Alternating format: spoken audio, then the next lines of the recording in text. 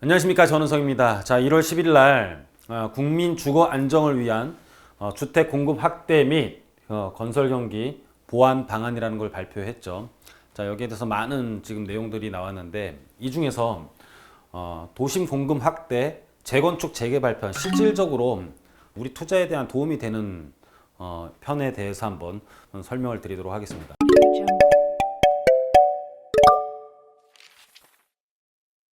총 내용은 도심 공급 확대, 그리고 다양한 유형의 주택을 공급을 하겠다. 그리고 신도시 등 공공주택 공급, 그리고 건설 경기 활력 회복. 전체 내용은 이렇게 담고 있는데요. 이 중에서 재개발 재건축, 사업 속도, 진입 문턱, 사업성, 이 부분에 대해서 한번 오늘 살펴보는 시간을 갖도록 하겠습니다. 자, 도심 공공 확대, 재건축 재개발, 1기 신도시 재정비, 소규모 정비, 도심 복합 사업이라고 있는데, 자, 사업 속도, 진입 문턱, 그리고 사업성은 어떤지, 중단 없는 사업 공사비 갈등 완화에 대해서 오늘 한번 보는데, 사업 속도를 보면은요, 일단 재건축에 있어서는 안전진단 통과 이후에 정비구역을 입안을 할 수가 있었는데, 안전진단도 통과하지 않고 내용 연수만 되면은 그냥 정비사업 착수가 가능하게 하겠다라는 거고요.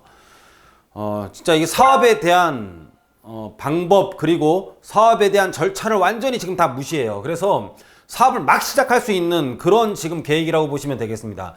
그 재개발 같은 경우는 정비구역 지정 전에도 조합 설립을 신청하여 정비구역 지정과 조합 설립을 병행하겠다. 정비구역 지정 및 조합 설립인가 동시 처리 허용인데, 이게 무슨 뜻이냐면은, 원래는 구역 지정이 되고 어느 정도 정비 사업에 대한 면적이 나온 다음에 그 면적 안에 그러면은 사람들, 소유자들이 있을 거 아니에요.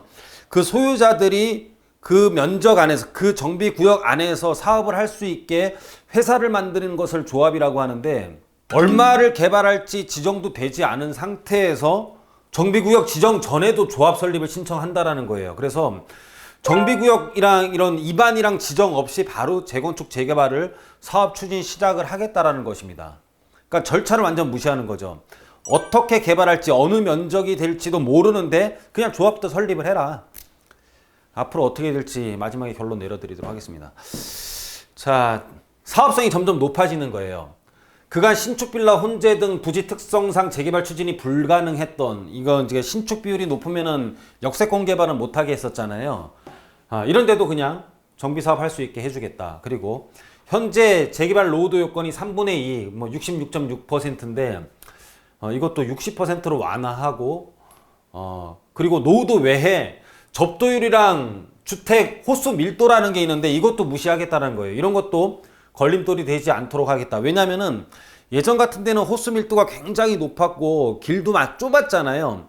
근데 지금은 어떤 상태냐면은 그런 데들은 다 정비구역으로 지정돼 있고, 길이 좁은 데만 정비구역으로 지정을 하려다 보니까는 길은 넓은데 주택이 노후된 데들만 이제 남아 있어요. 그래서 정비구역으로 지정을 못 했었는데, 이런 접도율, 길이 넓고 밀도가 좀 어느 정도 빽빽하지가 않더라도 거기에 듬성듬성 있는 주택들이 노후돼 있으면 그냥 정비구역으로 지정해서 추진하겠다는 겁니다. 그러니까 길이 넓고 주택이 노후된 곳들도 재개발이 될 수 있다는 겁니다. 그리고 이거는 어떤 타겟을 두고 한 것 같은데, 정비구역 요건에 해당하지 않는 유휴지, 놀고 있는 토지죠. 그리고 복잡한 지분관계로 방치된 짜투리 부지, 그러니까 큰 땅들인데 상속받아가지고 누구는 외국가 있고 어떻게 할 수 없는 땅들 막 있어요. 이런 것들 다 포함할 수 있도록 구역 지정 동의 요건 등 개선을 하겠다. 자, 그리고 이거는 촉진지구 지정 시 50% 완화, 재정비 촉진지구 이런 것들이 이제 앞으로 계속 나올 것 같은데, 촉진지구로 지정되면은 노후도 여건이 60%에서 50% 완화되는 거예요. 무슨 뜻이냐면 새집, 헌집, 새집, 헌집 있으면 재개발한다는 뜻입니다. 노후도 50%라는 건 옆집 새집, 나 헌집, 그 다음 새집, 그 다음 헌집, 그냥 이런 동네 다 재개발하겠다는 거예요. 그리고 신축 빌라가 있어도 상관없다는 거죠. 신축, 노후된 집, 신축, 노후된 집, 신축, 노후된 집 한꺼번에 부시겠다, 그런 뜻입니다. 자, 재개발이 앞으로 엄청나게 활성화될 것으로 보여집니다. 자, 그래서 무슨 뜻이냐면은, 재개발은 고밀도에다가 호수 밀도가 굉장히 높은 데에다가 접도율이 안 좋은 데들, 도로가 아주 좁은 곳들이 재개발이 됐었는데, 점점 중밀도, 저밀도가 재개발이 되면서 이 뜻은 뭐냐면은 저밀도 재개발이라는 곳은 그만큼 조합원 수가 적다라는 얘기죠. 조합원 수가 적다라는 것은 분양을 많이 할 수 있다는 거예요. 그래서 재개발은 앞으로 점점 저밀도 지역이랑 땅이 넓은 곳도 재개발을 할 수 있기 때문에, 그러니까 도로가 넓은 곳도 재개발을 할 수 있기 때문에, 도로라는 것은 정비구역으로 지정되면은 정비 사업 외에 다른 목적으로 사용을 못 하거든요. 그래서 조합에서 그 땅을 그냥 불화를 받게 돼요. 그러니까 사업 면적이 전체적으로 넓어지는 거죠. 내 땅보다 훨씬 더 많아지는 거예요. 그래서 분양할 수 있는 물건들이 점점 많아지는 거예요. 그래서 우리가 재개발에 대해서 사업성이 점점 높아진다는 것을 얼마 전에 제가 영상에서 여러분들께 말씀드린 적이 있기 때문에, 재건축은 이거 반대입니다. 재건축은 저층 재건축 끝나면 중층 재건축하고 고층 재건축하다 보니까는 사업에 대한 분양 이득이 점점 줄어드는 구조라고 제가 한번 설명드린 적이 있어요. 그래서 여러분들은 재개발에 좀 관심을 가지셔야 된다는 겁니다.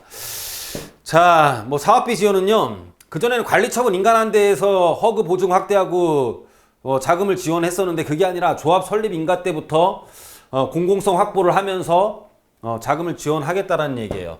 자, 결론 내리면은요, 역세권 개발 신축 비율이 있어도 추진 가능하고요.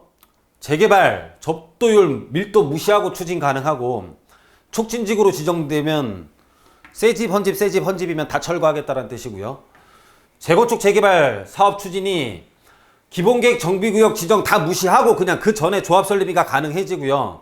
재건축은 30년만 지나면은 안전진단 통과 없이 그냥 사업 추진할 수 있고, 단독주택 밀집 지역들은 촉진구역 지정 대신에 노후도 50%만 돼도 사업 진행된다. 그래서 무슨 정비구역이 지정되기 전에라도 그냥 50%만 되면 어디든지 간에 사업을 추진할 수 있기 때문에, 재건축 재개발 사업이 앞으로 계속 남발한다라고 여러분들이 느낄 수 있지만, 그게 아니라 미래의 가치가 굉장히 빨리 반영된다. 그냥 주식처럼. 주식에 대한 가격이 기업의 미래 청산가치잖아요. 그런 것처럼 재건축 재개발 되기 전에 미리 그 가치가 굉장히 빨리 반영될 것이다. 여러분들이 또 늦으면은 또 늦어진다라는 거예요.